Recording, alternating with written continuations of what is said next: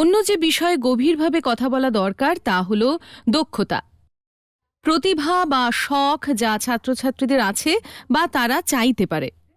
দুটি উপায় থেকে এটির মধ্যে ঢোকা যেতে পারে। প্রথমত, এমন কিছু প্রতিভা অথবা দক্ষতা থাকে যা ছাত্রছাত্রীর ইতিমধ্যেই রয়েছে, এগুলি যাতে সে কাজে লাগাতে পারে এমন কেরিয়ারগুলি কি কি।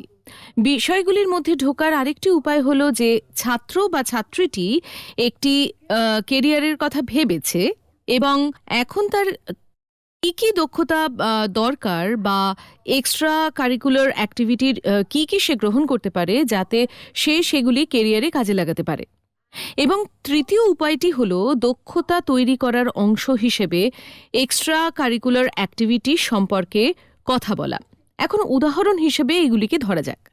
উদাহরণস্বরূপ, ছাত্র বা ছাত্রীর দক্ষতা, প্রতিভা, স্টেজে উপস্থিতি এবং এক্সটেম্পোর বা বিতর্কে অংশ নেওয়ার প্রতি আগ্রহ আছে, অথবা সে অনুষ্ঠান সঞ্চালনা করতে এবং মানুষের সামনে মঞ্চে কথা বলতে পছন্দ করে।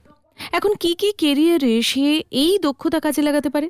এখন এই দক্ষতাটি সে খুব ভালোভাবে ব্যবহার করতে পারবে এই সাংবাদিকতা বলুন বা মাস কমিউনিকেশনে, বা সে জনসংযোগেও ভালো কাজ করবে, বা যখন সে ভবিষ্যতে হয়তো একজন সফট স্কিল প্রশিক্ষক হবে বা হয়তো শিক্ষক অথবা অধ্যাপক। এই সমস্ত দক্ষতাই আলোচনার মধ্যে আসবে। এখন বুঝতে হবে যে আমি একজন আইনজীবীর উদাহরণ সম্পর্কে কথা বলার জন্য এটি ব্যবহার করিনি, কারণ মানুষ অনেক সময়ই মনে করে যে যারা খুব ভালো কথা বলতে পারে তারা খুব ভালো আইনজীবী হতে পারে। তবে আইন নিয়ে পড়ার জন্য কথা বলার চেয়ে অনেক বেশি যে দক্ষতাটি আসলে প্রয়োজন তা হলো পড়া।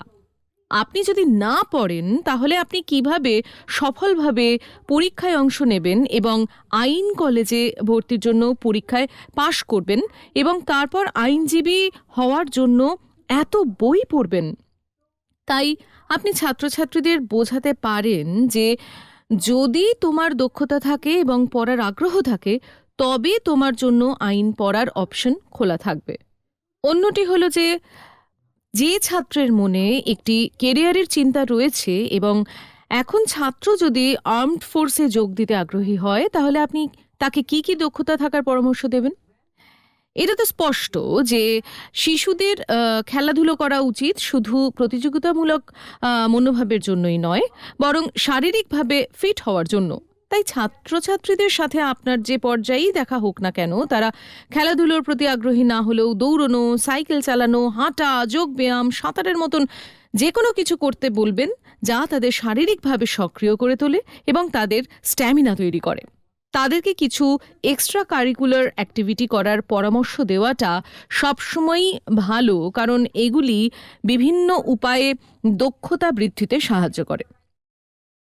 তারা অবশ্যই কেরিয়ার অ্যাক্টিভিটির দিকেও খুবই মনোযোগী, যেমন স্টুডেন্ট কাউন্সিলে কোনো নেতৃত্বমূলক অবস্থান গ্রহণ করা তাদের নেতৃত্বের গুণাবলী অর্জনে সহায়তা করবে, যা আর্মড ফোর্সের জন্য শর্ত বা পূর্ব শর্তের জন্য একটি খুব ভালো প্রয়োজন। তবে এসএসবি ইন্টারভিউয়ের জন্য খেলাধুলায় অংশ নেওয়া, স্কুলে, প্রোগ্রামে, নাচে, নাটকে অ্যাক্টিভিটির আয়োজন করা, এগুলিও অংশগ্রহণের স্পিরিট, একসাথে থাকার স্পিরিট, একটি দল বেঁধে কাজ করা এবং এই সব দক্ষতা তৈরি করতে সাহায্য করে।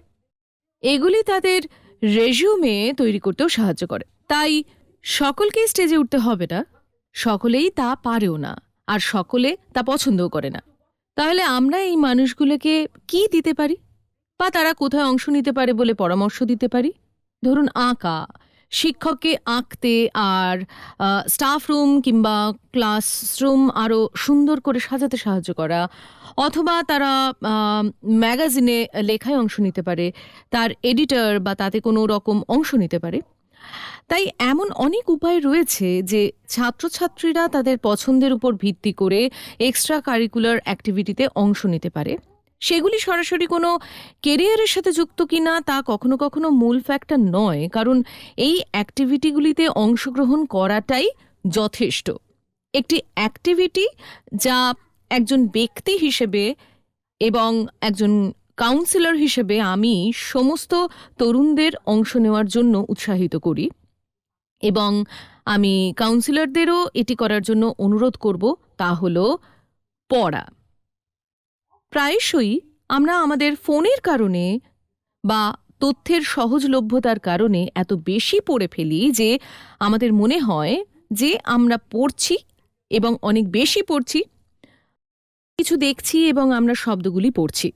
আমি পরামর্শ দিচ্ছি যে এমন আর্টিকেল, বই পড়ুন যা আপনাকে একেবারে সঠিক তথ্য দেয় এবং সেই তথ্যটি যা কিছু সম্পর্কেই হতে পারে, কেরিয়ার সম্পর্কে, একটি ব্যক্তিগত বিকাশের বিষয় সম্পর্কে, কোনো বিষয় সম্পর্কে, কিভাবে হতে হবে, ইতিহাসের কোনো তথ্য সম্পর্কে, ভূগোলের কোনো তথ্য সম্পর্কে, যে কোনো বিষয়ে জ্ঞান অর্জন করতে পারে। আপনার সাথে দেখা করতে আসা ছাত্রছাত্রীদের সাথে কথা বলার সময় যখন স্কিলের কথা বলবেন, তাদের জিজ্ঞাসা করুন যে তারা কোন জিনিসটি আজ নতুন শিখেছে। ঘুমোতে যাওয়ার আগে তাদের এই প্রশ্নের উত্তর দিতে হবে। আর এটা আমি আপনাকেও করতে অনুরোধ করব, কারণ আমরা এটা করলে আমাদের পক্ষে অন্যদের করানো সহজ হয়ে ওঠে, কারণ আমরা সেখানে আমাদের অনুরোধের সময় সৎ থাকতে পারি।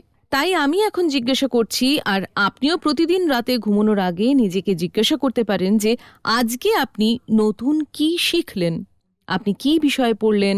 চিন্তা করুন, বুঝুন, করুন, আলোচনা করুন, আবিষ্কার করুন, অন্বেষণ করুন, এটি সম্পর্কে চিন্তা করুন। যখন আপনার পড়া হয়ে যাবে আর আপনি জানবেন যে আপনি নতুন কিছু শিখেছেন, ফলে আজকের দিনটাও আপনার ভালো কেটেছে, অভিনন্দন।